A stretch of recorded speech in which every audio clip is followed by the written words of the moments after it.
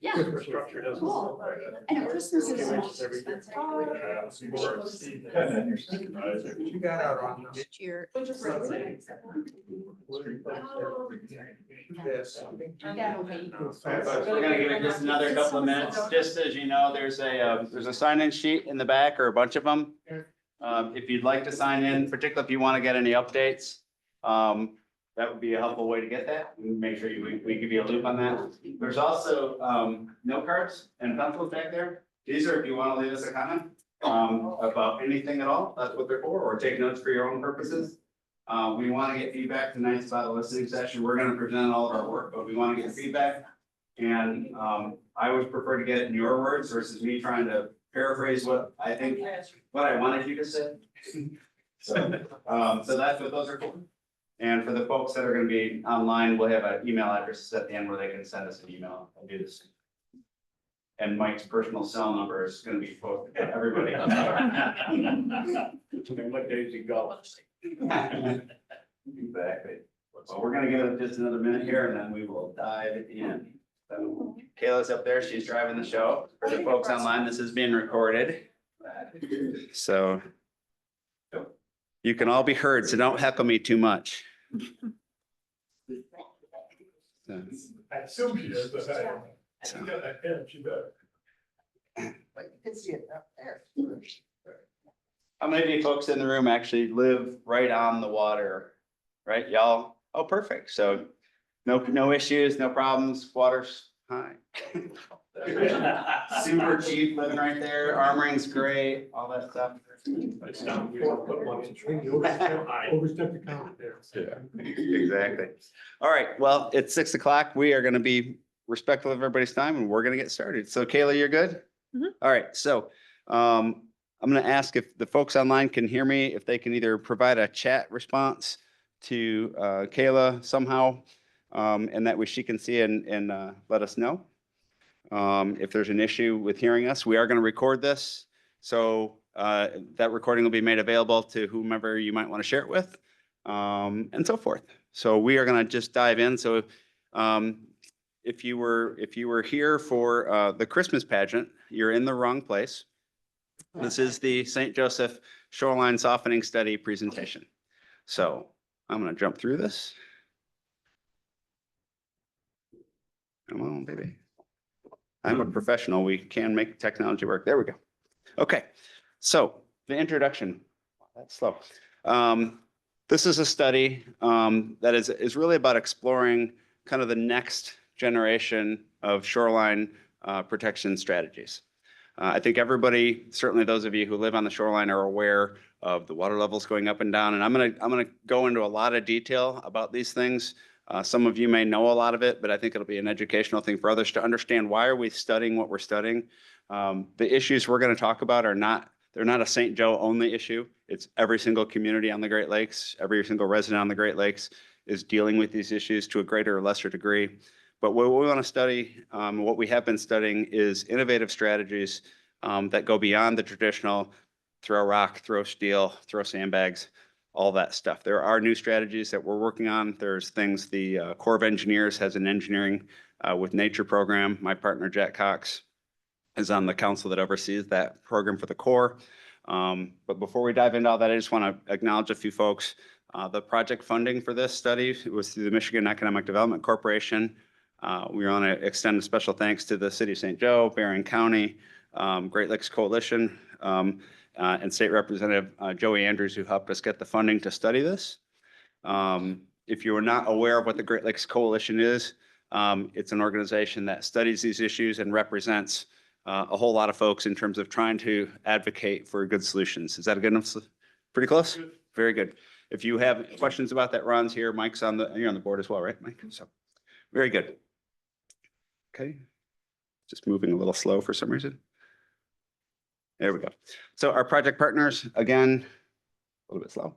Our project partners, again, are MEDC, City of St. Joe. The actual consulting team, I guess I'm not even on the team, which is interesting. Michigan Tech, we had, so our team has been Dr. Meadows, Dr. Guy Meadows at Michigan Tech. His organization he studies coastal works. He is, I would say, he's one of the two smartest coastal engineers that work in the Great Lakes. I'd say the other one is his college roommate and my business partner, Jack Cox. They've both been doing this for about 50 years. It's really fun to put those two in a room and have them tell stories. Seaworks Group, Benton Harbor Company. You want to just give a quick overview of what you do, Chris? This is Chris Ebner right here. Yeah, we specialize in hydrographic surveying, so high resolution underwater mapping, all sorts of different types of sonar equipment. We got a lot of different survey vessels, draw boats, underwater ROVs, all kinds of things. Yeah, we kind of specialize in the data collection and projects like those. Great. Now we have Mike Morphy here from Avonmarsh, right here in Benton Harbor. And Mike Morphy, Avonmarsh. Glad this study is finally happening here. We need to find a better way to handle the health of our shorelines and manage our shorelines. Also vice president on the Great Lakes and lead the beach nursery.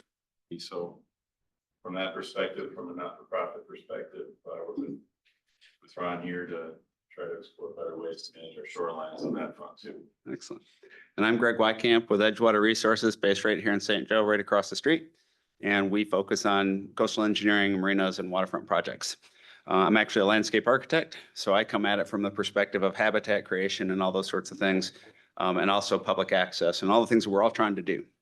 So diving in, so I'm just going to give you some quick overview on sand movement. Boy, that's a neat little slow movement there. So there's a thing called littoral drift, right? So if we all think about, you will sit out on the sand, if you go out to the beach here, we all think we're sitting on this static beach environment. And the reality is there's actually a river of sand that moves north to south. That's driven by the natural winds and the currents and the waves. And so you're actually, the sand that you're walking on one day, you've heard that saying, you can never set foot in the same river twice because it's constantly moving. The sand that's on our beaches is constantly moving north to south. That's what you're seeing. That's what those lines indicate. And that's true on all of the Great Lakes. I'm going to focus on Lake Michigan, of course, and St. Joe. So what does that mean? Where does the sand come from? So the sand in what we call littoral drift is sand movement coming down, and that sand comes from the shore. This does what it's supposed to do. There it goes. So the sand, in a second, there we go. Oh, that's so much a nicer illustration on my thing. But so the sand comes from the beach all the way up the shoreline, and then it comes down until it runs into an obstruction, which is our navigation structures. We also call that a groin. If you go to the area south of Silver Beach, you see those old steel groins. We call those groins, those walls that go up. That's one of the older technologies from what, the 50s and 60s. We haven't been building those in many years. Eagle banned those a long time ago. For this very reason, what that does is it blocks the sand. This is not a secret. You will not catch the core. If you find this data in the core, this is not a secret. They will acknowledge that that thing that they built blocks sand. And what happens is then the sand gets pushed out around the structure. And what I want you to notice is, you ever notice it, and you can look at this on all the different shorelines, is the north side of all of our piers, we have a fillet. We have sand accumulating, and then you see there's a big notch back in on the south side because that sand is not moving down. If the structures weren't here, that sand would keep on going even if the river was there. So what happens is you get less, that's weird, you get less material making it past the structures, which creates the starvation issue on the south side. What's also happening is there's a concept called the depth of closure or point of closure, which means that the sand that is suspended in this littoral drift flow that moves down the shoreline, that flow holds the sand in suspension up to about, what, 18, 20 feet of water, Mike? A little more. A little more, okay. So once it gets deeper than that, that sand falls out because the current is less strong. And that sand falls out to the bottom and it's lost. It's not gone, it's still in the bottom of Lake Michigan, but it's no longer in this pattern moving down our shoreline, right? And so if you were in Florida and you wanted to do beach nourishment as a state, because the state of Florida takes responsibility for nourishing their beaches with the core, they would go offshore and grab that sand and put it back into the pattern. The Corps of Engineers up until the mid-90s had funding to do what they call bypass dredging, which would be to grab the sand from the north side of the pier and put it on the south side of the pier where it would have gone but for their structure, and then it would continue down. Congress, in their infinite wisdom, stopped funding that bypass work in the 90s. And ever since, you've been seeing more and more issues about sand starvation downstream. I have not surprised anybody. I am not an investigative journalist. This is a very well-known fact. We've been studying this down in New Buffalo Shoreline. I have literally been in the Pentagon at the highest civilian who oversees the Corps of Engineers, sitting with him, and he goes, yes, you are absolutely right. We are obligated to do that work. We do not have funding, so go ask Congress for funding, and once they give us the funding, we will resume doing that work. Congress gets along great these days, so clearly politics is the solution. So we're obviously looking at other strategies. I'll be here all week. So just want to show you a couple other things. As I said, this is not a St. Joe problem. This is an everywhere problem. So New Buffalo, same exact thing. Notice the fillet on the north side, the shallow on the south side. You'll notice all those beautiful homes. If you're going to buy a home on the beach, buy on the north side of the nearest pier. Every time. Exactly. On the south side, you have lots of revetment and armoring. So you're going to see a lot of that. South Haven, looks familiar? It's coming up. South Haven. Now this one actually has their notches back, but you kind of get the same thing. Here's Holland. I can do this all day long. Go look on Google Earth if you're bored and see that every single person deals with this issue. So back to St. Joe. What we have looked at is a study area. We're primarily focusing on from the water plant on the south side up to the piers. That's the area that we're going to focus on, because if you're north, obviously in Tuscarnia Beach, you can see there, we don't really have any major issues. We've got the sand that comes in, and then the sand that goes by, and then we have this area. Now, obviously in the shadow of the piers, the beach does quite well, and you see that in many of these places. But the farther south you go, the more we have these issues, and that's why everywhere, once you get south of here, you have armoring. We've done, Avonmarsh and Edgewater Resources have done a shoreline protection study for the St. Joe that established a build-to line back in 11 and then again in 15. That has been established as a model study for Great Lakes communities. So St. Joe is way ahead. We just did one for South Haven. They're doing the same thing. They have the exact same issue. So if you ever wonder, if you want to see a visual of everything I just told you about the littoral drift, this is a drone picture I took in the summer about 3 years ago. This is just a big blow. And I want you to see our little bitty North Pier Lighthouse. And all of that stuff there is suspended sediment.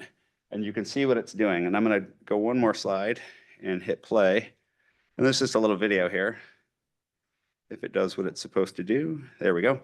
And just watch this as it goes by. And I apologize, it's a little bit jerky on the web like this. But you can see what the sand is doing. Those arcs that I just drew, you can literally see them there. And you can see how big the notch is. Again, I apologize, it's a little jumpy, but you get the idea. And so you can see all the wave action. This is our primary wave direction from the north-northwest, coming right in, stirring up all of that sediment at a relatively higher water level, pushing it in here, and then you can see how this continues on and it gets trapped on the north side. And eventually, it doesn't really make its way to the south side where we would like it to be. So we'll let this run for just another minute. But it's interesting when you can actually see it so crystal clear on a day like this. I need to be 100% honest. You're not actually seeing the sand in this case.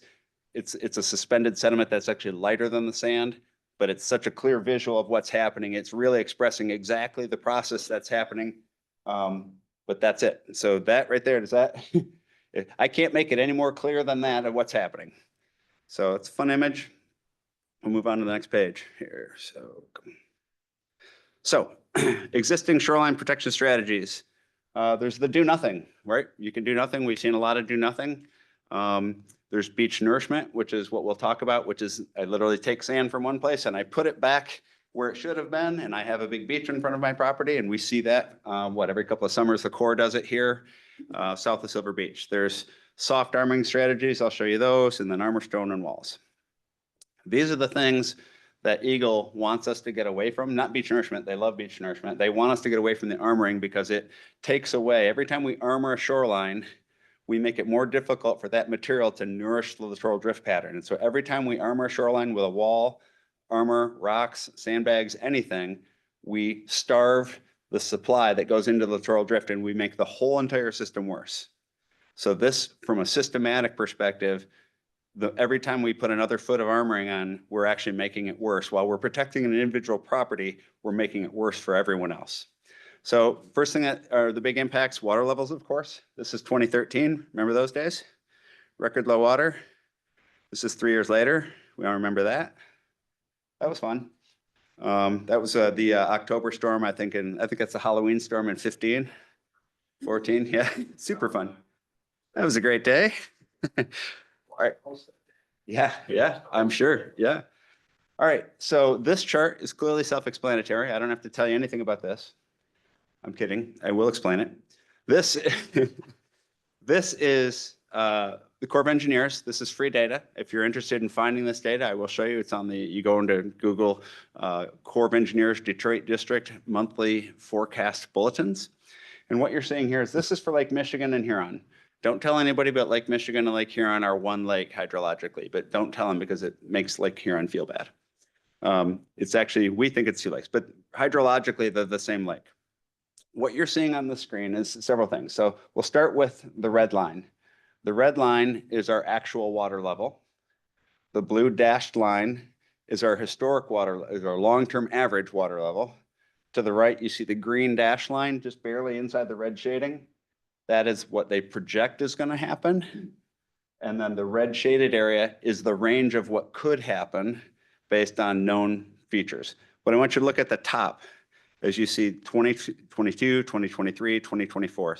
Then you see months, January, February, March, and so on. So what you're seeing is the last 2.5 years of our water levels. And so what you're seeing up these little things that you can't read very well, those are years. And what that tells you is in that month, that is the record high. What was the record high monthly mean during that period? So you'll see a whole bunch of 2020s in here. We all remember 2020. That was fun. COVID, high water, everybody was happy. And so we set new records for February, actually January, February, March, April, May, June, July, August. In 2020 set record monthly mean average highs at about, we'll call it plus. And in 1986, in October, was the highest ever recorded, well, since 1918, at just a little bit higher at 4.88. So we use a datum called low water datum. It's just a reference. Don't get too excited about it. 0 does not mean low water. We actually have been at low water down here on the bottom, same exact thing, but lows. And back in 2013, we set a record low at about minus 1.18, 15, something like that. So we have about a 6-foot range. And right now, everybody thinks, oh, water's way down. No, water's almost at long-term average. We're just a touch under long-term average right now. So blue right there. So this is where we are today. I actually pulled this report today. So we are just maybe, and so on the right-hand side, you see, on the right-hand side, you see meters. On the left-hand side, you see freedom units. I have to do this because this is fun, right? So, so we have feet on the side. So basically, we're about a few inches below long-term average right now. It feels low because it was so high. I promise you, had it been this in 2013, it would have felt high after record low. So right now we're at about long-term average. So this is what we have been on average for the last 100 and however many years. This is red now is the long-term average. Blue is actual over from 1918 on the far left to 2024 on the far right. All this is published data from the Corps. You're welcome to it. If you're interested, drop me an email. I'll tell you where it is. So what does this tell us? It tells us that we have to be aware of every decision we make in the context of a 6-foot water level change. If we design a solution for today, it'll either be wrong when it's too low or wrong when it's too high. If we design for too high and too low. So we have to be aware of the 6-foot change, and it means a lot to us on the coastal side. What moves water? Well, those natural currents and little bitty storms like this. So I wish you could see this video, and this is not sped up and it's absolutely whipping. It's probably 50 knots of wind and really tearing it up. This moves a lot of water and a lot of sediment, and particularly this storm, because this one is coming out of the southwest. So it changes the storm and it really stirs things up. So moving on, we have a bunch of different strategies that we think about in shorelines. This is just a chart. In the perfect world, we want to spend as much time on the left side of this chart doing what we call living shorelines or soft shorelines, and as little time and money on the far right side, which is big structures. For the reasons I just told you, when I build a structure, it takes it takes sediment out of the pattern and makes everything worse everywhere else. So when I look at a beautiful soft shoreline, this is lovely. It works great. It does not work great in what we call a high energy environment, which is the entire Lake Michigan shoreline. You're not going to see this. You're going to see other things like sand beaches. This is Douglas. That'll pop up here in a second. Douglas, Michigan. This is their one of their little bitty parks right there. You'll see on the left-hand side, there's a bit of steel sheet pile, some trees falling in the water. This is your do nothing approach. But you can see here, that's their stair that gets them down the bluff, and the bottom of the stair is gone. And so we were asked to come in here and help them solve this with some temporary solutions. When you look at South Haven in 2017, all right, so it'll pop up in a second. So I took some drone video of the big bluff. So one of the strategies under do nothing is at Monroe Bluff. Sorry, there it goes. This is just south of the nav structures. And they were, and you can see how their beach is tiny, tiny, tiny, but they were completely comfortable. We did a management plan for this beach with the community, and they said, we would rather have no structures, nothing else, and we know that our beach is going to move in and out depending on water levels. So this is great. Now I want you to pay attention to this little blue house over here, because this is what it looked like in 2020 in just a second here. So keep your eye on it. I love the suspense. So they lost about 100 feet horizontally back in, and it stopped there. I got a call from that homeowner. It was right about this time of year. So it was like late November, and she called and she's like, we need stone put in like next week. There's a storm coming. It was a Friday. She's like, there's a storm coming Monday. We need stone put in over the weekend. And I'm like, you have not done this before. She did get her stone. So what happened there? Why did that whole thing move back? Why did it move back? Because the water levels came up. Storm ate the toe of the slope. When the toe of the slope gets washed out, the top sloughs off into the water and it gets washed downstream. Look, what's interesting is it stopped in a spot. I want you to notice this little tiny line right here. A little old steel sheet pile that nobody knew was there, because this beach used to go from here out this way. This was under 20 feet of sand, and this whole thing walked back until that was exposed. Nobody in South Haven can tell you who built it. It's just a remnant. But what it did is it anchored the toe of that slope. And that's the strategy of our armoring. We don't armor all the way to the top because you don't need to. You armor the toe, and that stopped that from sloughing off. That's not a great solution, but that's the best example I can show you of why our armoring strategies work. So that's the basis of all the other hardened armoring strategies that you'll see here. So let's talk about beach nourishment real quick. This is the what we call a hydraulic dredge. And if you've probably seen this out, this is right off of the end of the piers here. And so that yellow thing on the right is a hose that goes down, and the dredge goes down, and there's a suction cutter. I want you to visualize the world's biggest shop vac. And there's an extender that goes down with a cutter head, and it grabs and sucks up a slurry from the bottom of the water. And so that slurry is about 90% water and 10% materials. And so this is the video. I think it's this one. Here we go. So this is what it looks like when it comes out, and they can pump about a mile. How far can you pump, Mike? I mean, it just depends on the equipment. It depends on the pipe diameter and everything. You go further to get Mr. Palm. Yep. We're in Douglas, we were talking about that. Yeah. Get it up to that treatment plant. Right. You go like 2 miles. So this is a really, really cost-effective way to move materials. We can move materials doing this for, let's call it $10 a yard, a cubic yard. So a cubic yard, visualize a cubic yard's about the size of that volume of that table right there. Maybe this is probably 2 cubic yards right here, roughly. And so we can move a cubic yard of material for about $10. If I pick it up what we call mechanically, that's literally a scoop. It's a backhoe that scoops it up, and we call that mechanical. We call this hydraulic. This works great. This is what the Corps of Engineers does when they do our beaches. And sorry, let me jump to the next slide. And what we've been getting is this huge, this is right north of Lions Park Beach, and this big wad of sand, and it stays there for well, you studied it. How many?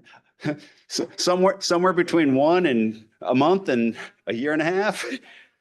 Exactly. And then it moves on down. This is a great strategy. This is something that DNR loves. This is what we would all love to do, except for Eagle does not have a protocol to allow us to take the material from the lake bed. So how does this happen?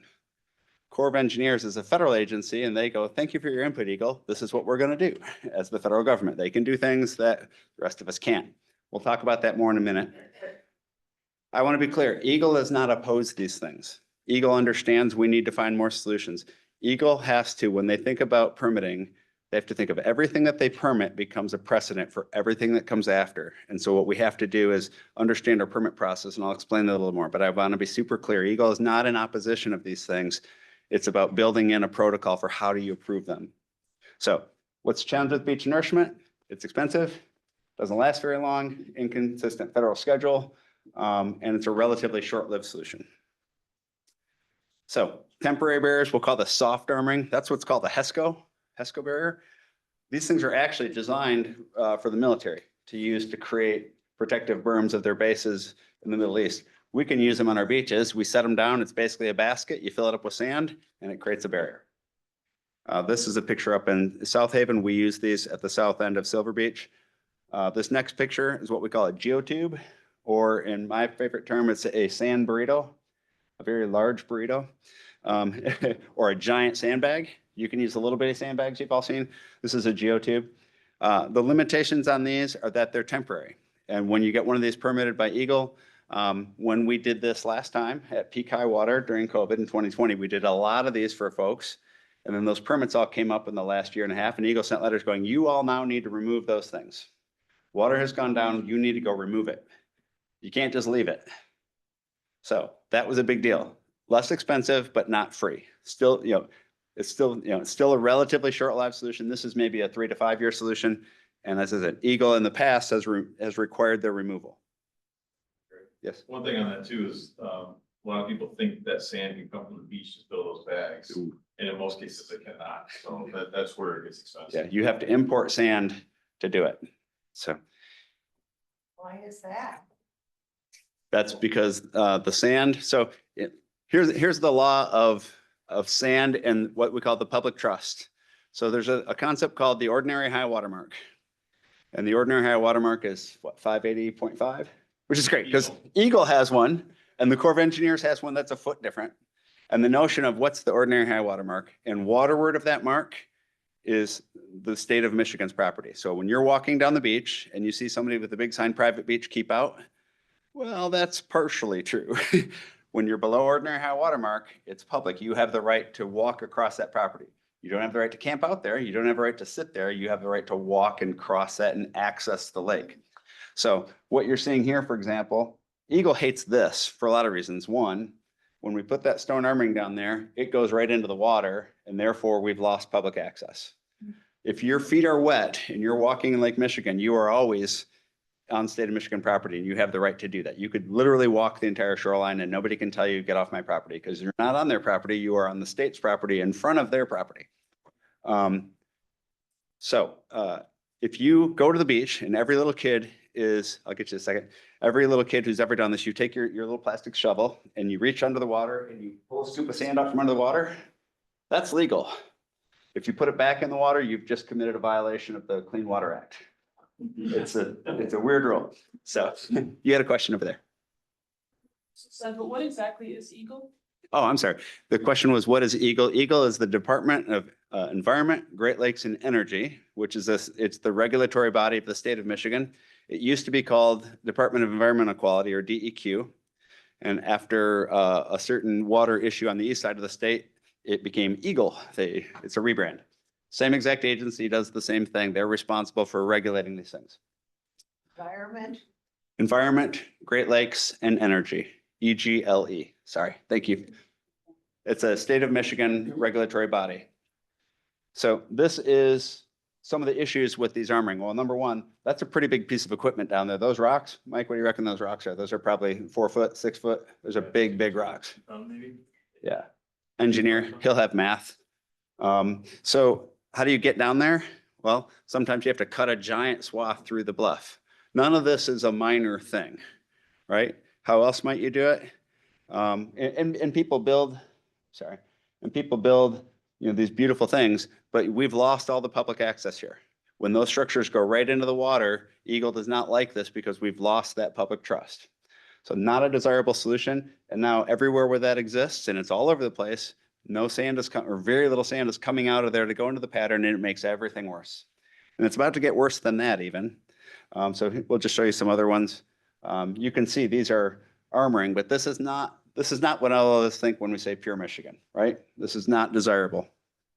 It works, does a fantastic job of protecting the shoreline. I'm not going to diminish that. And there are certain cases where that is the only option. So I'm not putting these people down. I want to be super clear. It's a strategy that works. We have other ideas that we'll get to. Sometimes you do it from a barge, huge equipment. This is not a landscaper with a backhoe, right? This is major, major efforts. All right, here's a little bit more. This is the worst one, actually, is the vertical steel sheet pile. Every bit of wave energy that hits a vertical wall, 100% of that energy gets put back out, and it doubles the height of the wave because of the physics of sine waves. And so we have to put what we call toe stone at the base of that so that it doesn't get washed out and the whole wall collapses. Very bad because absolutely no sediment comes out of that. So that's another one we don't like. Walls collapse. This is down in, this is in Indiana. Obviously stuff falling in, and how'd you like to have that be your house? Interestingly, they set a local law in this community where nobody was allowed to build anything waterward of that. In the state of Michigan, you are allowed to build immediately waterward of your existing structure and the minimum amount necessary. There, they made them build everything behind it, so everybody keeps losing. So the way the rule works in Indiana, in which beach town is this? Remember? Just yeah, Long Beach. Thank you.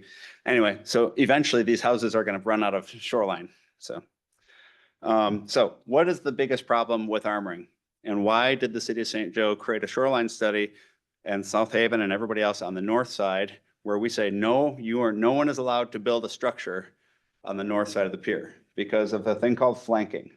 So if you look at the top, you see the natural condition. You have a shoreline, and if somebody says, hey, I built my house a little bit too close to that shoreline, and so now I need to protect it. And if you're Eagle will not be the reason you lose your house. And so they might allow you to do it. And once you do that bulkhead, we have a thing called flanking. That holds this line beautifully, but what happens is the wave energy wraps around behind and starts going behind, and it harms your neighbor. So what happens? Once you do that, then your neighbor, oh, I have to armor now. And then once he does that, then the neighbor to the south, oh, I have to do it now, and I have to do it now, and I have to, and it creates the zipper effect all the way down the lakefront. So that's why on the north side of St. Joe and South Haven, no structures are going to be allowed. There's a line, you can't build past this line, and we have a nice deep setback there, and it's naturally protected by that structure. So this is really the problem with these. So what's wrong with hard armoring? Very, very expensive. It impacts the neighbors. Tons of impacts from mobilizing the equipment, and it reduces the biggest problem, in my opinion, is it reduces the source materials, and it actually makes everything worse, not better. There are places where that's the only solution, so I'm not putting people down. Sir? You say that the properties along the lake are Yes. providing sand to this general movement of The sand. littoral drift, yes, Is sir. this a net loss, or is this a net zero because you're getting sand from the people north of you? Exactly. It should be a net zero. Obviously, at some point, there's a source way north and it ends at way south. And so there's a point at the south end of Lake Michigan where these two points come together. But it should be a balanced system. So Mike, do you want to add to that? I'm going to channel my Dr. Meadows for 2 seconds. Thank you. So I heard in this room, it was like probably 10 years ago, Dr. Meadows came and gave a presentation about how young geologically the Great Lakes are. And long-term, our shorelines want to continue to move away from the lake and recede. And so that is a process where it is a sometimes slow and sometimes fast process of recession. You look at the high-risk erosion areas in the state of Michigan, they have projected rates of shoreline recession. If that exceeds a foot, then they get classified as a high-risk erosion area. The issue is that during the accretion periods, which is usually when you're at low water, that's very slow. Those beaches build very slowly. During high water and high energy conditions, the erosion happens very quickly. So they don't recover as fast as they are damaged. So over time, if there were no humans here, Great Lakes shorelines would be receding. The lake would be getting bigger and Michigan would be getting smaller. Yep, Talking about the hardening shorelines, it also steepens the bottom. it absolutely does. Yep. So then you have kind of more sand. Yep, and then when it gets steeper, then we lose the sand back to that point of closure. So all of these things spiral in the wrong direction. In New Buffalo, because of our harbor and no nourishment, Yep. we are hardened all the way to the state line. Yep. So there's rock from the shoreline in entire distance to the state line. Exactly. So, Over 7 miles. so why did we go from a record low in 2013 to a record high in 2020? So here's my quick lecture on climate change. And I'm not going to argue with anybody about the source of climate change. I'm just going to tell you it's happening. I know why I think it's happening, and I think it's us. We can argue about that later. So one of the best things about our ice in the wintertime is when do we have the biggest storms? In the wintertime. And if we have a wall of ice like that, that is a pretty darn nice shoreline protection structure. And that is your beach. I'm standing on the pier, South Pier, right there. And I promise you, when that's in place, we do not have any worries about our winter conditions on our beach. So what does climate change have to do with it? We have more rapidly changing water levels. In 2010, 2013, we had a very long period of low water. And in that period, the best climate science was that the lakes are going to continue to go down. That would go down for a couple of reasons. One is because we have warmer water levels, less ice. And if we have less ice, we have more evaporation. So when you think about water levels, what adjusts our water levels, that 6-foot level change I told you about earlier? It is nearly entirely precipitation in and evaporation out. There's a rounding error that is the water that goes over Niagara Falls and the water that goes through Chicago locks and the thing up in Lake Superior up to the north. It's all evaporation and precipitation for our purposes. Snow and rain in, evaporation out. It's not water flowing away from us.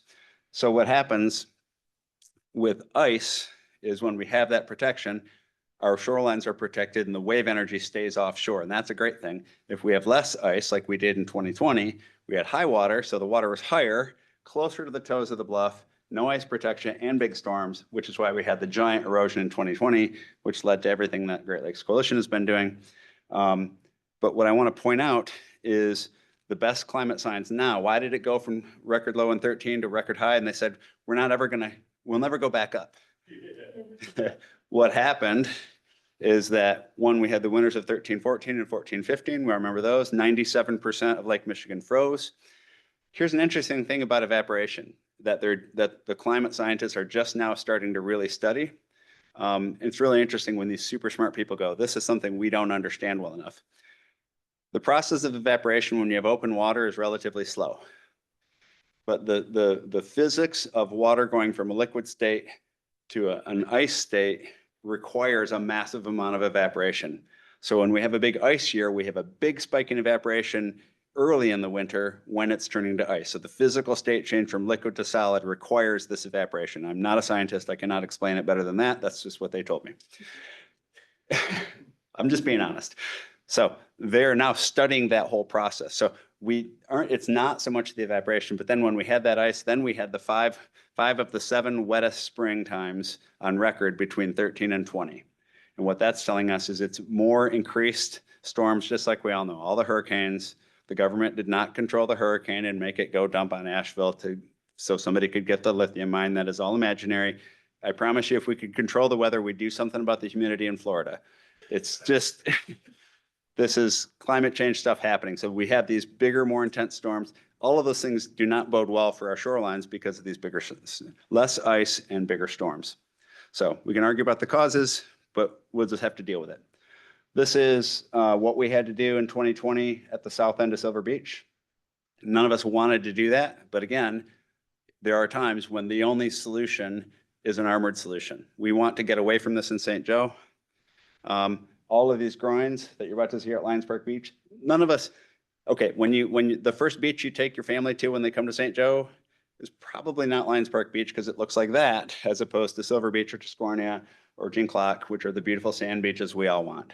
That's our water plant in the back, which obviously is a huge piece of critical infrastructure. And so the idea is of this study is how do we get rid of that? That's there for a reason. And how do we get rid of it? So what do we have to do? We have to think about different strategies.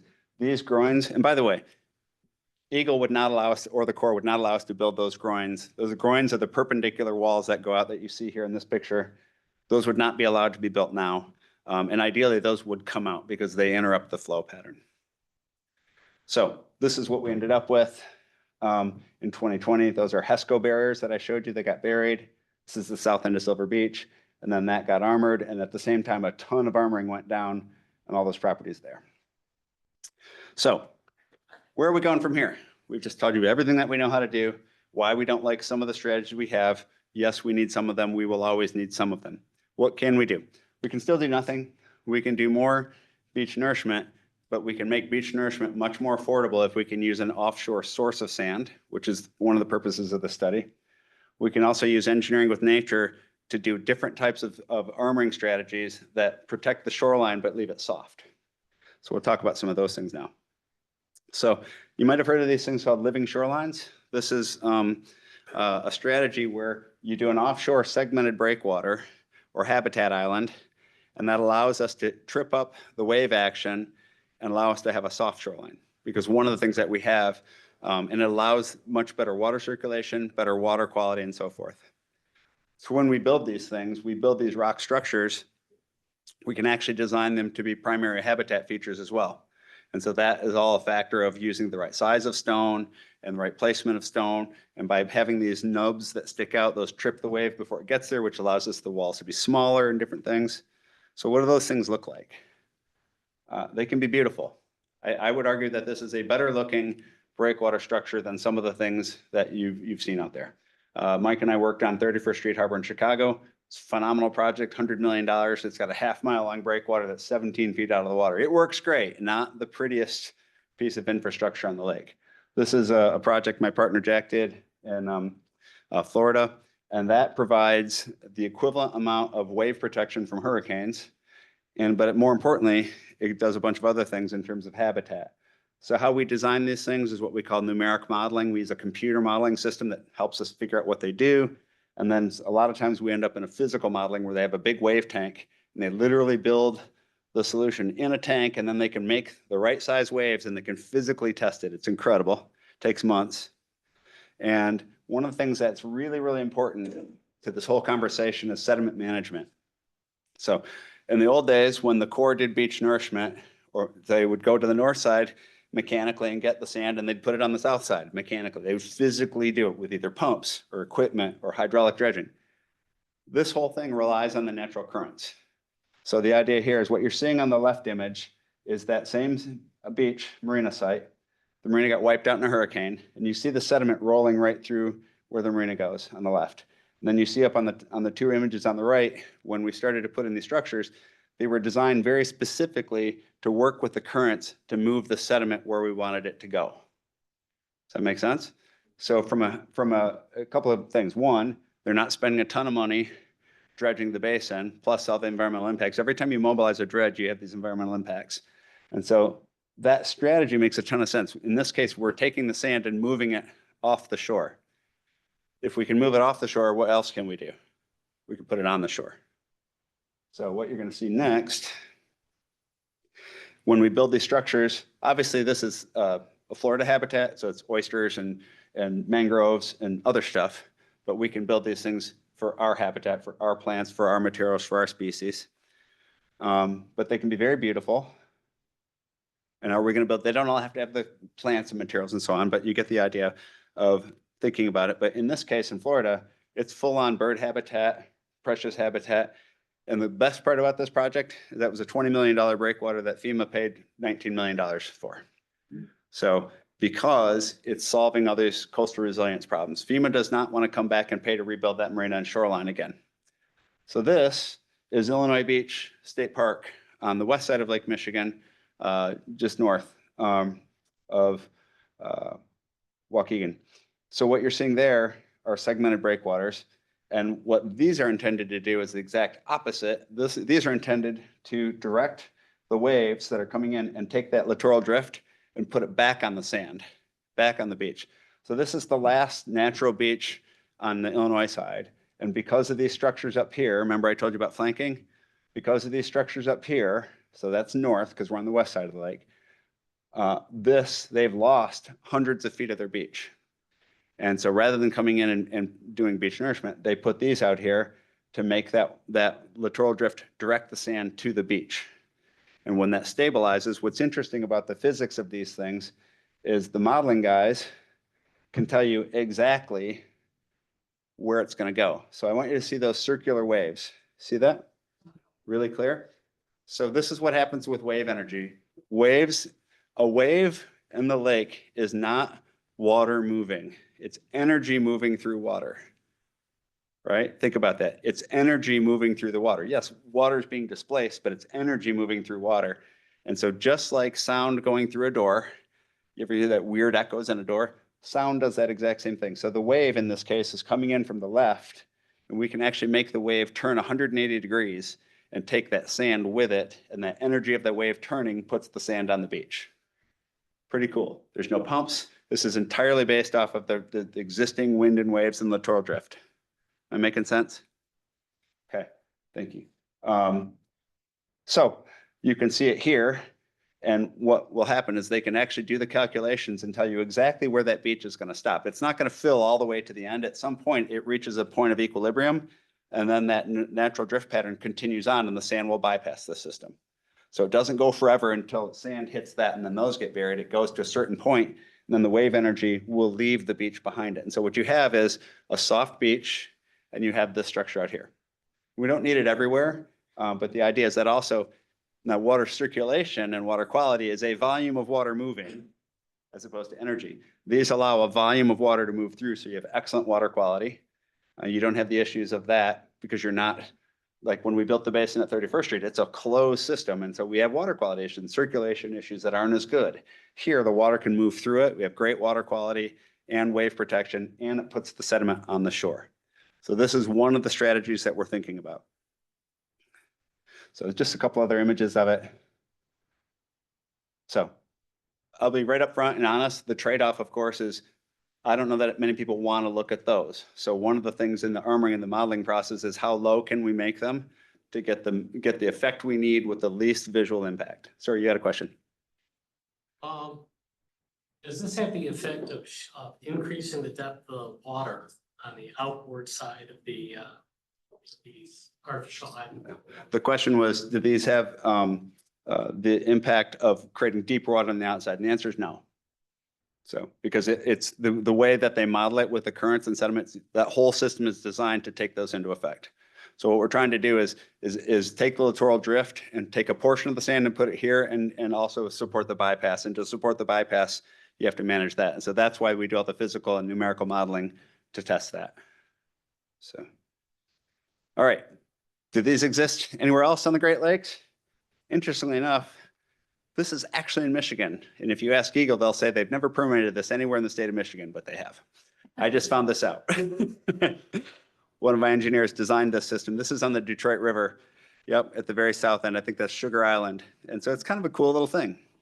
So they can be attractive. They can look cool. I'm a boater. I understand that this does present a navigation hazard. I'm not presenting this as the absolute obvious answer. It's a different strategy. If you were to ask me, would I prefer some visual impact while maintaining a soft shoreline, but getting my soft shoreline back, getting my habitat back, and finding a way that we finally aren't diminishing everything else? I think it's a fair trade-off until we can figure out what else we can do. But this is the best we have right now, and we're studying it. So permitting something like this, I want to be super clear. This project is not leading to, we're going to go build something tomorrow. This is a study to explore these things with Eagle. So nobody get stressed if this is bothering you. As much as we want to go out and test it and do it, we're not ready for that. So when you permit something, this is the process, and this is why this particular site was chosen. A joint permit application is submitted to Eagle, Environment, Great Lakes and Energy, and USACE, United States Army Corps of Engineers. The reason we submit to those two agencies is because the Corps of Engineers is responsible for all of the federal agencies, and the Eagle is responsible for all the state agencies. And so we send them the same exact package, and the Corps says, thank you very much. And they go talk to EPA and the Coast Guard and everybody on the federal side. And Eagle says, we're going to go talk to DNR Fisheries, and we're going to go talk to whomever on the state side. They both run a public process separate. They don't do it together. And then they come back with a list of issues and they go, Mike, I really got a problem with what you did there, Mike. And then I go, but it's going to be great. So Mike's job is to fix the technical problems, and it's my job to explain why it's a benefit to the habitat and the public. This is why we get along really, really well. Eagle does the same thing, and they come back with their list of concerns, and eventually we address the concerns. And at some point, after 6 to 9 to 18 months, Eagle looks at the Corps and says, "Oh, I'm good if you're good," and we're good if you're good, and we get our permit. So why this site? Because the only person that has the right to request a permit is the riparian interest holder. So to be a riparian interest holder is you own a property adjacent to the Great Lakes, and you have the right to ask the state for permission to do something there. All of the property that we're talking about, from the water plant to the pier, is either owned by the city or the county. There's a bunch of houses there in the middle. I'll show you the map in a minute. There's actually all public easements in front of that. So while they look right now that they're right on the beach, and sometimes they are in the water, there's actually publicly owned land in front of there. So from a permitting standpoint, if we get to the point of submitting a permit application, we actually have 2 municipal owners to work with, and they're collaborating and supporting us on this. The state has to consider what's called the public trust. So Eagle is responsible to say, is what I'm going to allow you to do is occupy state bottomland. That's the bottomlands of the water. Are you doing something that's a net benefit to the public good? And if the answer is yes, then they are allowed to give you a permit under the, was it section 301? Mike knows all the permit numbers. All of them, lots of permits. They have to ask us potential impacts to habitat, potential impacts to downstream neighbors, all those sorts of things. And the thing that Eagle always says is whatever I give you a permit for becomes a precedent. The second they've done it, and if they turn around and say no to the next person, that person's going to sue you. You go, you said he could, so you got to say I can. That's why they're slow. That's why they're methodical, not because they're being obstinate. They're thinking long-term because they have to put up with this forever. So that's why we're going through this in a very slow, methodical way. May require what's called the bottomlands lease. To occupy state bottomlands, you have to lease it from the state. It's not necessarily a large amount of money. They can say it's $1, but it's a lease. It's a process. And they're going to say, who's maintaining it? Because if this thing collapses and creates a hazard, you got to go deal with it. So lots of stuff to deal with in permitting. So this is the GIS map. If anybody's questioning who owns what, there's the water plant at the bottom, and Silver Beach at the top, and Lions Park Beach here. And that's all city stuff. You have to trust me on that. So permitting process. How do you actually apply for permit? Number one, this study will not result in a permit application. We're exploring ideas with Eagle, but we develop concept alternatives, which I'm going to show you some of them. We have what's called a preliminary application meeting. We've sat down, Mike sat down with folks at Eagle and talked to General Fisheries and saying, hey, here are these ideas. And we've been talking to them about these ideas for 15 years. They're aware of them. And then, you know, we've been given enough of a feedback positive to say, yeah, you could go ahead and we think there's a path. And when you do a prelim application meeting, the message you want to hear, there is a path to a permit here, where they don't go, forget it. So this is good news. We would then go into what we call preliminary engineering, which is where we take all of our assumptions and we test them. We do more studies and more work. And then we submit an application, as I just said, to the state and feds. They circulate periods, and after about 18 to 24 months on a project like this is a year, to minimum a year, probably 2 years to get permitting here. They might ask us to do special studies. They might say, you know what, we need you to do an extra wave study and document all this. We need to show us all the circulation. You need to put a diver in the water and guarantee that the exact area where you intend to put something is not habitat. So how did we do all of this? We collected a bunch of bathymetry. Chris and his boats went out there. We'll show you that in a minute. Dr. Meadows went out with an underwater drone, took tons of photos. We were able to show the photos in the areas where we documented what we call a donor site, where that sand accumulated off the North Pier, and looked at it and said, does this look like habitat? And the fisheries folks and Mike went, doesn't look like habitat to me. Dr. Meadows' team up at Michigan Tech, they're habitat folks. We collected sediment samples. We went down and grabbed some of the sand and said, what's the sieve analysis? How big are the grains and all those sorts of things? That tells us two things. Is it possibly contaminated from heavy metals or other things? More importantly, how does that sand move? Because our coastal engineers did a bunch of studies about how the sand would move onto the beach to do those, all that magic I told you about how the rocks can put the sand where you want it. You have to know how big the grains are and how they move. So we did all that. We analyzed potential sites for nourishment material source, or those donor sites. And then we looked at potential strategies for directing that sediment to the shore. One result of this might be, forget everything else. We're just going to get permission to go grab sand from the bottom over here and beach nourish over here at the cheapest possible cost. And that might be our only solution. It's an ongoing thing. You're going to have to do it all the time, but that's one answer. So that's one part of the study that Mike looked at. And then the other part of the study is, can I do that and build these other structures that leave that sand in place? So once I've done it once, I don't have to keep doing it over and over again. So that's what we're looking at here. We looked at imagery for habitat and we reviewed that with Eagle and the Corps. So that right there, Chris, you want to tell us what we're looking at? Yeah, that's multi-beam sonar data. We have, so basically it's a slot sonar with hundreds and hundreds of beams that just full coverage at the bottom. We kind of survey along lines. We basically mow the lawn, fill in a matrix as we go. We end up with that. So there's a ton of data on here. There's a website. I'm not certain if this is a public website, but this is a website that Michigan Tech has for us. And if I hit my layers button, we can actually, where did my layers go on here? I had it earlier. You can see here, those green dots, every one of those green dots is a photo. So if you want to see what the bottom of the lake looks like, you can click on one of those photos. And it looks like that, which is really exciting. But if you're a habitat guy, you go, Mike, why don't you explain what I'm looking at here? Some of the photos are better than others. Some you can really see the rivers of sand. Yeah. Some you can see foul someplace. Yep, so here you go. So this one's a little bit better. So the point is ton of work. So we did all this as well. Get back to the drone submersible. So it can go, so what depths are we looking at here, Chris, roughly, do you recall from your coloring? What location? Just like, what's the purple rough depth, for example? Upper 30s. So yeah, the drone was able to go, I'm sorry, I'm trying to get this thing to come back to life for me here. It goes underwater? It does. I'll show you a picture of it here in just a second. There it is, right there. Wow. So does it stay stable though, the floor? I mean, I never thought of it as Yeah. So that device on the left there is a submersible aquatic drone, and it goes down just like the drones in the air, not like New Jersey. We know what this one is. We're admitting what this one is, I should say. I think we know what the other ones are. That thing goes below. Dr. Meadows and his team ran these transects, all GPS located, so they know exactly, all correspond to the GPS locations, raw cross-reference with the data that Chris collected, so we know exactly that this photo is in exactly this place at this depth and what we saw here, which was good enough data to show the DNR fisheries folks to go, you're right, that's not pristine habitat, that is sand.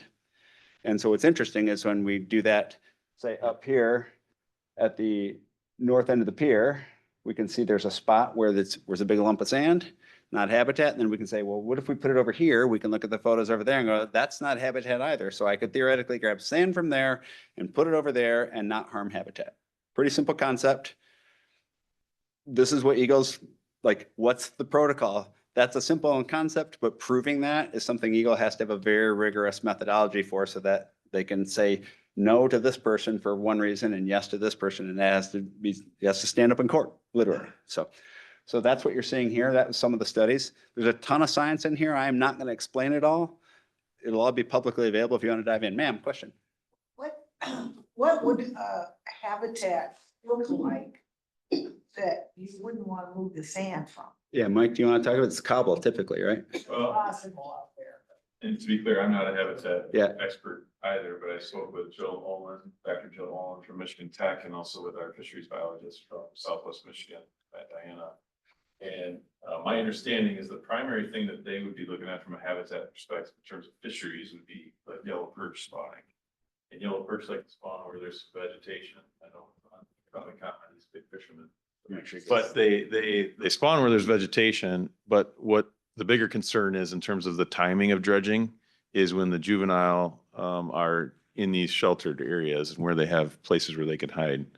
So that's the bigger concern is what time of the year is that and how do we make sure we avoid it if we're doing dredging? Structure, right? Some kind of structure. Yeah, yep, Sand, flat sand is not structure. right. Very good. Thank you. So tons of data in here. Again, lots of science, lots of engineering. For our purposes, know that we went at a really, really high level of rigor to understand what's there. Sir? The legislature passes a law that allows a demonstration project, then it isn't a precedent that Eagle has to follow.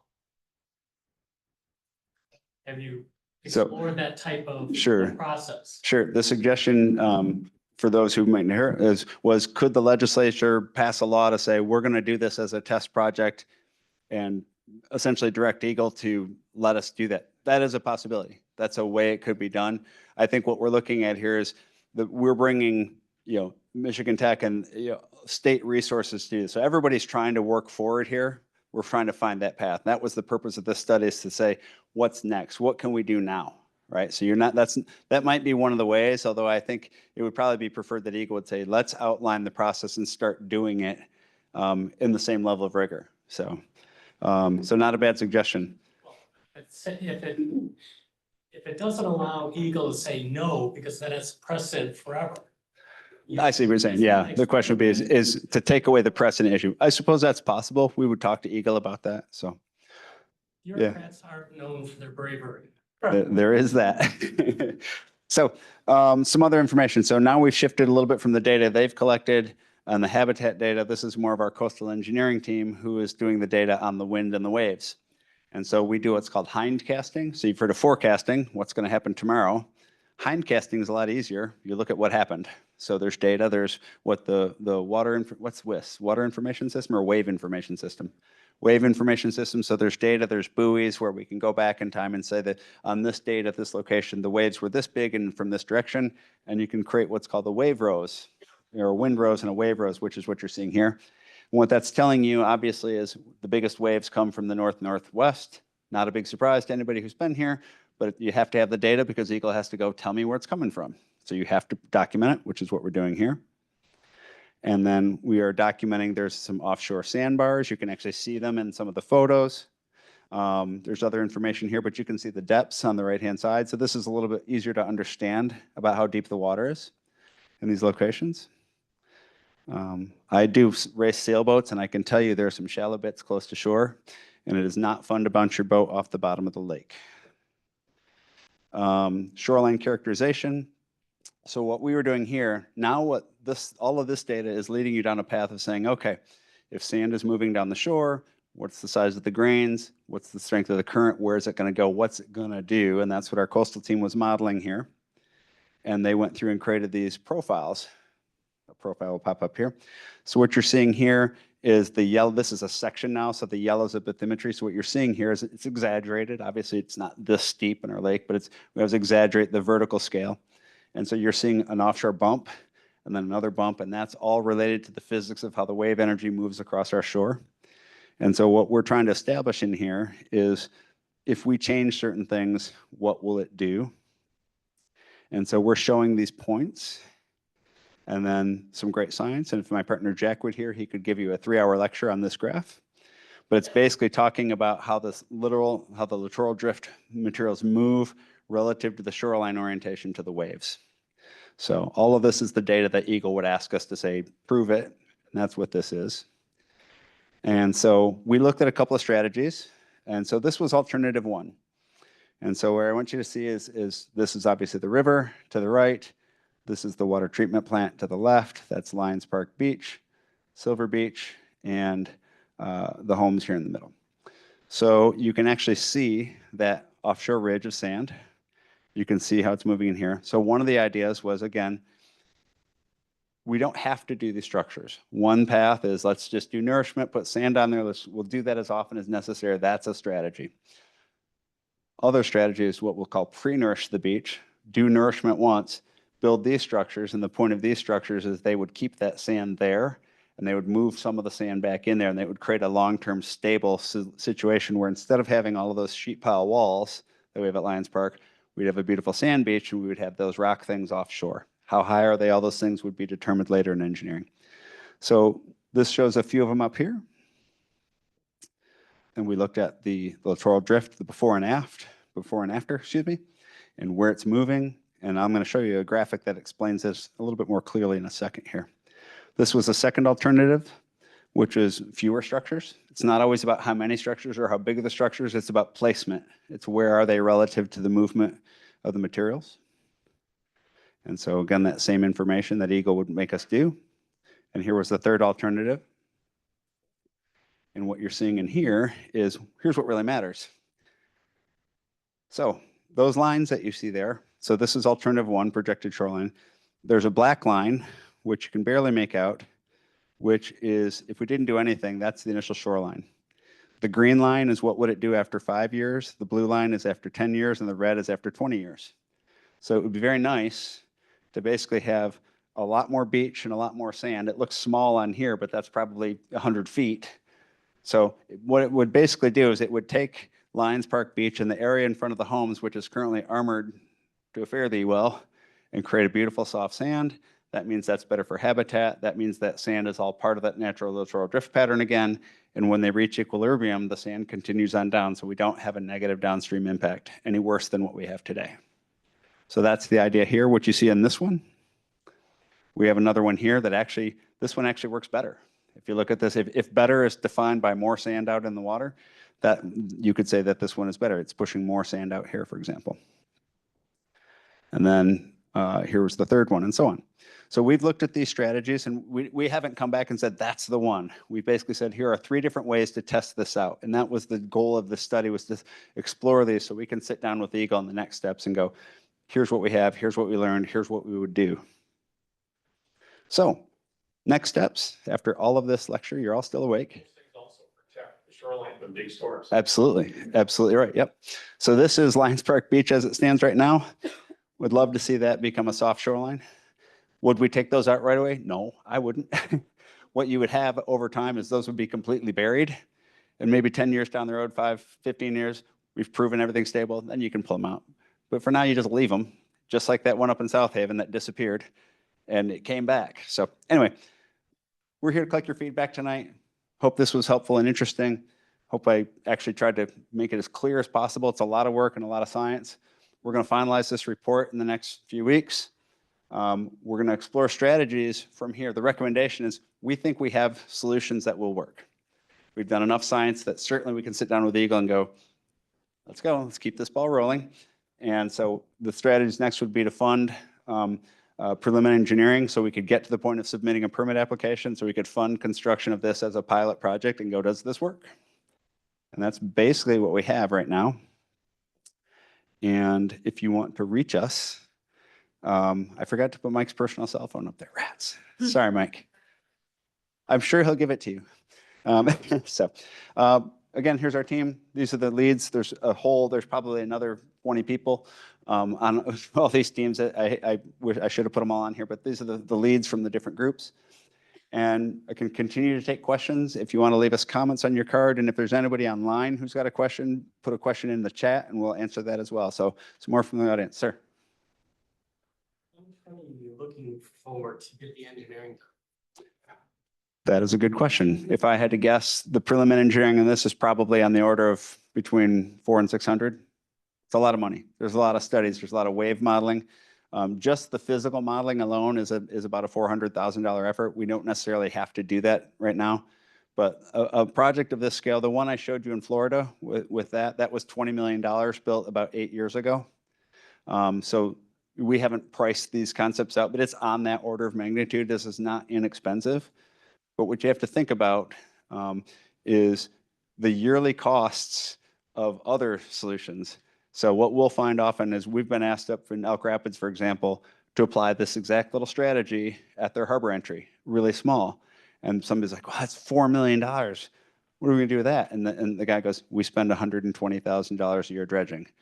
Do the math. If I build that thing for $4 million and it lasts for 80 years, we're way ahead. So you think about those solutions. So we haven't really dove into exactly that level of detail, but it's on that order of magnitude. It's a significant effort. Ma'am. Any of these solutions impact the properties north of the pier. Nope. So that's the beauty of this, is what's happening north of the pier is a completely isolated from our perspective, heading south of the pier. So it doesn't harm anybody. And once it stabilizes, it doesn't change anything downstream any further as well. We would obviously design them to have the most benefit for downstream. So what it does is it takes a temporary position and says, we are going to go get the sand that we lost at the depth of closure. It's gone for our purposes. It's out of the system. It's lost to the lake bottom. Go get that sand that was in the littoral drift system, grab it, put it back on the beach, put some structures to stabilize it, to keep it there. And then when that equalizes, that littoral drift pattern resumes its normal pattern. So it doesn't really have any long-term negative effects on anybody. Properties on the north side of the pier are having trouble with sand buildup because of the pier is no longer hollow. Yep. Yeah. So that's where that's the source. That's basically it. So all of that is the source material. And I know that when I bring my boat around there, my boat draws 8 feet and I do not go near the north side of the pier.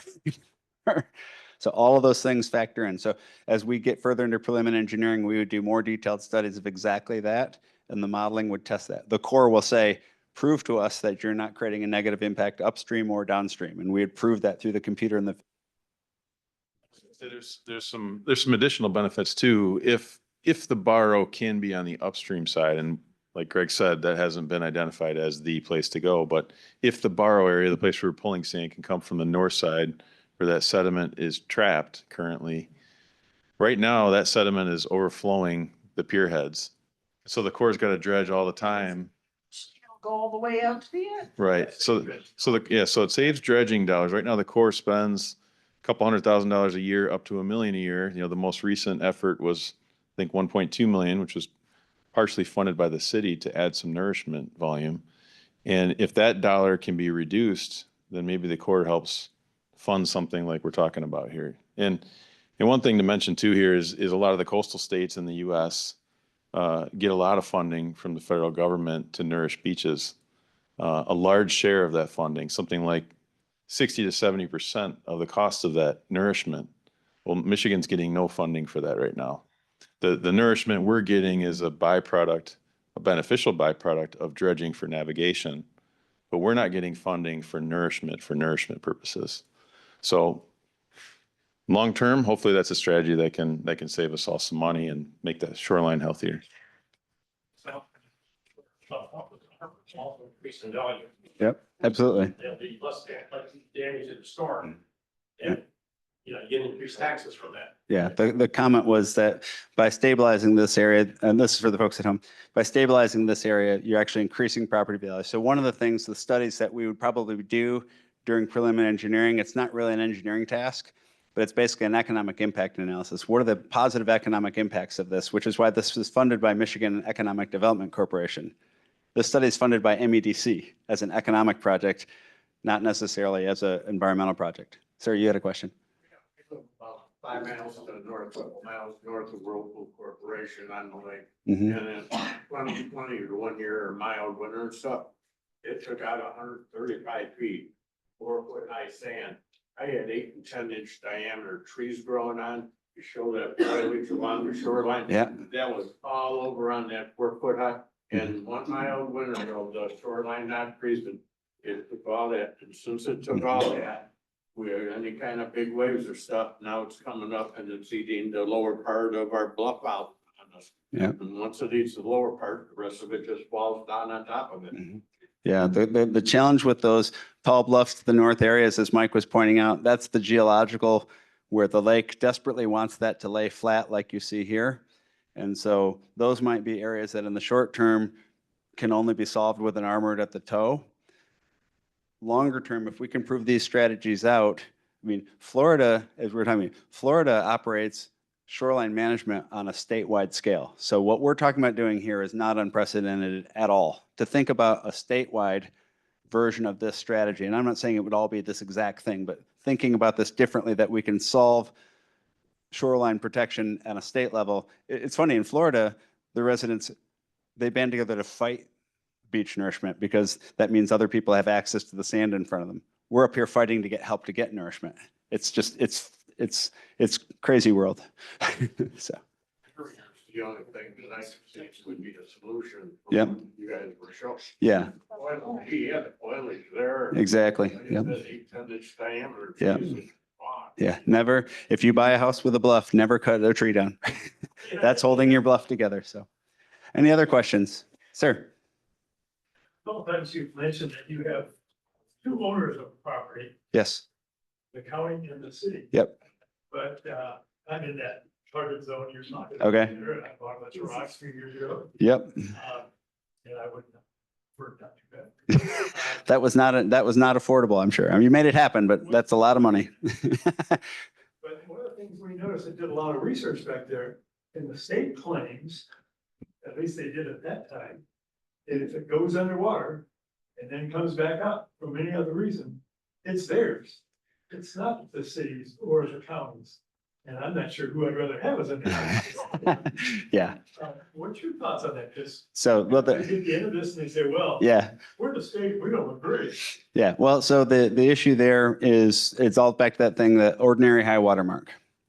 And so the principle of ordinary high water mark, at least in Michigan, which is great, because at least in Michigan, we have an elevation.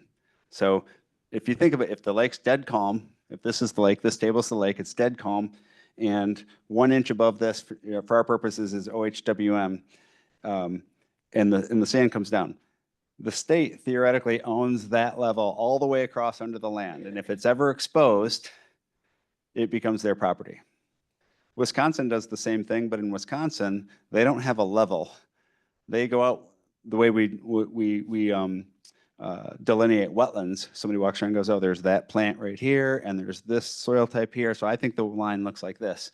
So in Wisconsin, you can have an ordinary high water mark that goes up and down in elevation, which I cannot wrap my head around. So I like ours because that's an elevation. It's 580.5. Mike, thank you. Eagles, and 581.5 for the core. So theoretically, if somebody says because it got wet and then got dry, it becomes the states, I would say that's not true. I would say ordinary high water, if it erodes away and 580.5 becomes exposed or lower, then that is the bottom land. Just because it got wet one day does not make it the states. That's why the DNR in Ohio, the water went up to Lake Erie. And they went in and they said, we're gonna take these 3 or 4 acres away from your organization. And they said, because now we own that land, right? But the water went above the ordinary one. Yeah. They did a lawsuit and the state lost. Good. Yeah, and so they're still trying to figure out yeah. how to distribute that money. Yeah. So The state lost over yeah, that. for our purposes here, if that 580.5 line is here one day and it gets washed out and it's back here, that's the states, and you can't fill it back in. You can't reclaim it without a permit. So that's the fact. But we also have a thing that we didn't talk about today. There's another thing with water levels that's called wind setup. And if you've noticed some days that the water seems high, like how did the water get high? Well, it's because it's been blowing, the wind's been blowing at 30 knots out of the west for 20 hours. It's literally pushing the surface of Lake Michigan up. And so on the opposite side of the lake, it's gone down by an equivalent amount. So we get a wind setup here of about what, 20 inches? 20 inches, a couple of feet. And then if that wind stops real quick, it's like sloshing around in a bathtub, and it's called a seiche. And it's really bizarre if you've never seen a seiche. It's like a tidal wave. It's not a big wave that comes slashing in. It's just the water level just comes up. I was walking at Northport Marina at the tip of the Leelanau Peninsula on a fixed dock. I'm walking, and I would have sworn to you, because all the boats start to come up, I would have sworn to you the dock was sinking. The water level just came up through the docks, and all the boats are coming up. So the boats are all staying level, and it was the most bizarre feeling ever. And then I know a lot about electric shock drowning, and I'm standing in a marina that's flooded, and I'm like, this is not a good place for me to be. And then it goes back down, and it's super bizarre. So when that happens, that is an artificial point in time that water might be 2 feet higher, which is why just because it got wet doesn't make it the states, because that is a temporary, not a normal condition. That's a storm condition. Across Marina in Monroe, Michigan at one time. And they have gates that they close to keep the water from coming in. It Yeah. don't work very well. Yeah. Slow it down a little bit. So, Boy, you see your sailboat. It whoops. yeah. And it can go up and down in a very short period of time. All right. Are there any questions online, Kayla? Did you see any? I can't see any questions Okay. because I'm just running the tech connection to the room. I'm wondering if you go in, me check since you're a the chat. panelist, you might be I'm- able to see them on Zoom. Let me see. Zoom. I'm going to stop share for just a moment. Maybe that'll help me see the chat. Oh, there's one question. What does this proposal do to the beach on the northern side of the pier? I think I answered that question. We would not expect it to have any negative impacts at all. If anything, it's going to take some of that sand that's accreting that's too much and put it where it belongs on the south side. Sir.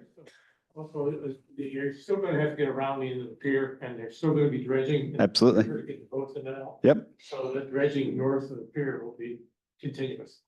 So one of the It'll things, continue to build yeah. up, no matter what. Yeah. right. And I mean, it's already, you know, it's, the sand is blowing over the top Hmm. of the pier. I mean, I was down there today, or yesterday. And the water is now, whether the sand is now out much further than it Mhm. was in those pictures anyway. Absolutely. I'm gonna, so there is I'm gonna try and jump back to that image I had early on, where I talked about that point. Sorry, let me get to it here. I think this is the one. There we go. Here it comes. So in a second here. So that kind of yellow area, and that's just a notional area. It's roughly in that zone. Don't take that as a map. So theoretically, the question then is, how much of that sand do we take and put it on the beach? And the question then is how deep do we go? And that'll be one of the things with Eagle, is because you would do a boring and you would say, at what point do we actually reach what would have been the natural lake bed? And so Eagle is probably not going to say, yeah, you can go dig deeper than that. One of the things that we would be doing by doing this is we'd actually be exposing the natural lake bed that's been buried by the sand that's trapped by the pier. So we actually, now I'll pick on some permitting folks. Sometimes we had a project north of here where at a former steel foundry was putting foundry sand into a lake and 6 feet deep, and we wanted to take that foundry sand out to create a marina basin. And we were told, well, you have to tell us if you're going to, by taking that sand out, you're going to impact an archaeological resource.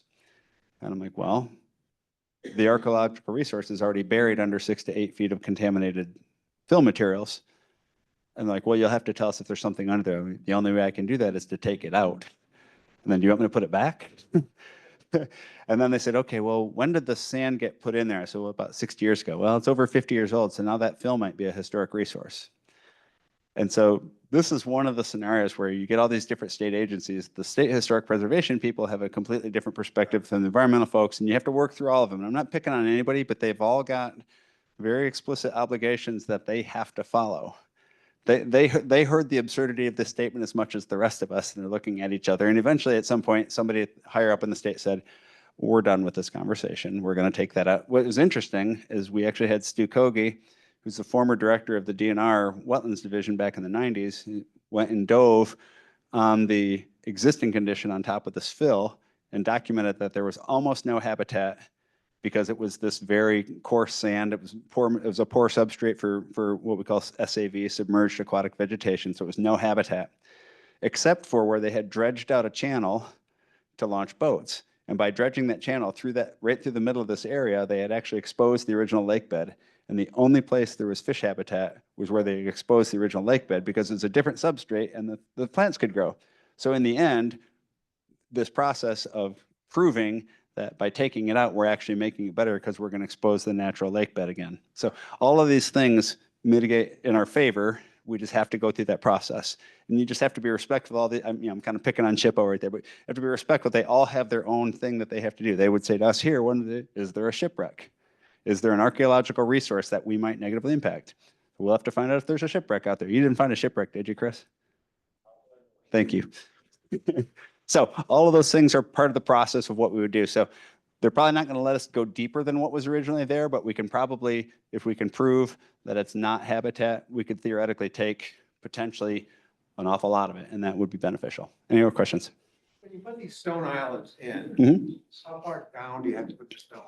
Down into the substrate? Not all that far, actually. We go down about one stone level, about 3 feet. to make sure that that toe is anchored and protected, but they're actually at a very flat slope. And so that's all partly done in the modeling. So we don't have to go super deep. So, which is nice. And we obviously want them as low as possible, and that's part of the modeling process. We don't want to block any more views than we absolutely have to, and preferably that they're low. And yeah, there's a navigation issue. We might have to mark them, and they'll have to be on charts. And I'm a boater, and I get it, but we have to look at the big picture here. So, When did the Corps of Engineers make the pier solid? What year? Mr. Murphy, that sounds like an engineering question. She asked, when did the Corps make the piers solid instead of flow through? Do you know?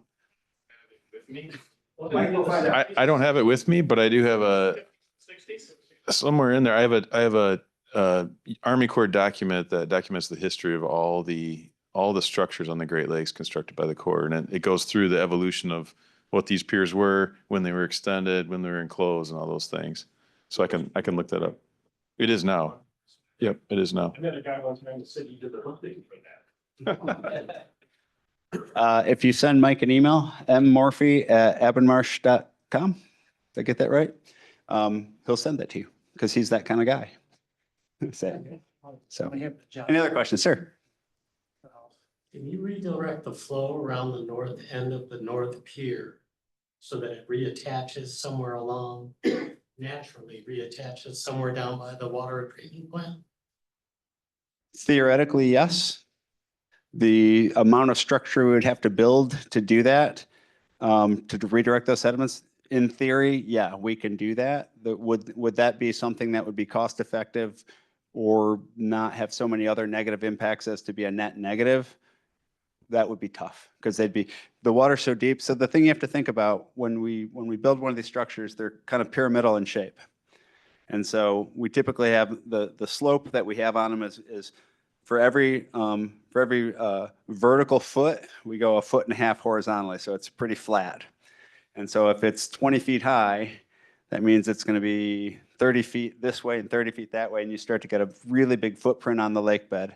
And that's when Eagle starts to get really stressed about impacts to the public trust. And you have so much bottom coverage, you're much more likely to hit an environmentally sensitive area. Flows around naturally, then you don't have to dredge around the pier anymore. It is technically possible. I just think that what you're going to get from Eagle is going to be public trust concerns. And then just simply the cost. It's a huge volume of stone. What's a ton of stone cost? It doesn't sound like a big number, but the scale of these things is enormous. $400 a ton. I'll just say the one we built at 31st Street Harbor 15 years ago was $35 million. And it's huge. So shipping and navigation, everything else. So yeah. So I think if the answer to your question, is it technically possible? I would think probably. This is a question for my partner, Jack. Is it practical? Probably not because of the depths. So. Screwed it up with the pier, so they can. The piers definitely caused that impact, ma'am. Back onto that. Sure. Why not make some changes to the pier? Mr. Murphy has studied this in South Haven. It's the challenge with the piers is, so the Corps' obligation is to maintain what's called the Federal Navigation Channel, which is commercial shipping. And so it's an obligation to do that. And if we start to mess with that, we could theoretically allow sand to go through, but it's going to increase the amount of dredging required in there. So it's not a simple answer. So all of it's going to come down to funding. So the problem with the Corps, and I would say this about the Corps is they're builders. They want to actively go out and solve problems. They are almost never our problem in permitting. They want to do things. They are obligated to do things, but they can only do what they're funded for. And they get federal funding that is specific to do X, Y, and Z. And if they don't get that funding from Congress, they can't do it. And so if we made a solution here that required an ongoing effort, that required ongoing funding, and Congress, like in the 90s, said, yeah, things are tight, then all of a sudden we might lose our commercial shipping. And our commercial shipping here is absolutely hugely important to the whole economy of the Southwest Michigan. The cost of construction, the cost of road construction, all those materials, all that construction materials, cement, concrete, all that stuff, everything down here would get more expensive in terms of construction, and it's already bad enough. So that would be the reason that they've done what they've done is it's the most practical economic solution that they have come up with. It's not necessarily the best overall solution, but if we rely on ongoing funding from Congress, we're not in a scenario in the foreseeable future where I think we can count on that. So I'm going to stop on the politics there. Ma'am. Method or location that you use to measure the water and how frequently do you do that? The water levels? Do you mean, so the question was like, when I say the water level is currently at 2.3, Corps of Engineers does that and they've got gauges all over the place. I think are the Yeah. two closest ones, and then Yep. they monitor it live. Yeah. There's actually a gauge on the St. Joe River that you can look right now, and see what it is right this Yep. minute, this second. Yeah, so the Corps of Engineers tracks the data of what the water level is doing. When we go out and do a bathymetric survey, because it changes all the time, you ask Chris to go out with his boat and he goes out and he has it all georeferenced and GPS and it's all off of a known reference point that, so he can tell you exactly what it was on this date. And it's actually really interesting data. Now that we have this really specific data, if we went and did something 5 years down the road, 10 years down the road, or going back 10 years, we can actually determine accumulation rates and all these different things. So having that data be collected, both what the lake is doing and what's actually happening on the bottom, is a source of really great information for us to say, and that's partly what we did here, is we saw what it was previously and said, okay, it accumulated this many yards of sediment in that time period. So, and the lake level was doing X, Y, and Z. So we can make some assumptions about how fast things accrete. And as Mike said earlier, or somebody said earlier, it builds back up very slowly. But like you saw in South Haven, in 3 years, they lost probably 50 years of accretion, and that can happen. So you were saying, I think that this kind of thinking or approach that we're looking at here is the first time in Michigan, but Correct. in Florida and other places. Yeah. So how many other places has it been put in place, and how long have those things sure. been in place? Right. And, what have we learned something? I don't want to be the No. Yeah, nothing that we've proposed is, we would not be the guinea pig. We'd be the guinea pig in Michigan. And so it's in a lot of places. So the one in Fort Pierce, Florida that I showed you, that was built in 18. I think this, the one at Sugar Island was 2020. The Illinois Beach one that I showed you, finished construction last year. But if you go to Erie, Pennsylvania, for example, there's a series of segmented breakwaters there that have been, I don't know, that's a long time. There's others, there's some on Euclid, Ohio. That's Ohio, right? Euclid, Pennsylvania? I think it's Ohio. So this is not new. All the incorporation of the habitat features, that's all relatively new in the last 10 years. East Coast, these living shorelines, that's relatively new, but the use of the structures and their placement and will they last, will they be durable, that's not new. The thoughtful placement of how they move the sediment is relatively new. That's the strategy that's different, is we're saying, we can design these to be beautiful. We can design them to have certain overlaps to do the wave protection, but allow water circulation and do that's relatively new, but it's not like these things would fall apart or we would be super surprised about what they do. It's interesting. The physics of sand accretion is so well known that, they can come in and say, if I put this T-head here in this location, that sand is going to stop at that spot and they'll be within a few feet of it. It's really precise.